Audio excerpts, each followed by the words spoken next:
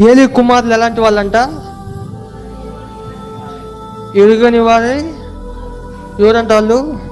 దుర్మార్గులు. ఎవరు? మళ్ళా చెప్పండి. దుర్మార్గులు. సమూయేలు ఎక్కడ పరిచర్య చేస్తున్నాడు? ఏలీ దగ్గర. ఏలీ దగ్గర వాళ్ళ కుమారులు ఉంటారా ఉండరా?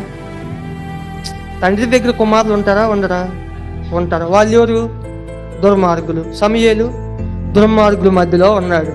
గమనించండి, సమూయేలు ఎక్కడున్నాడు? దుర్మార్గుల మధ్యలో ఉన్నాడు. కానీ తన ప్రవక్తను ఎక్కడ తొలగిపోనివ్వలేదు. దేవునికి మహిమ కలుగును గాక.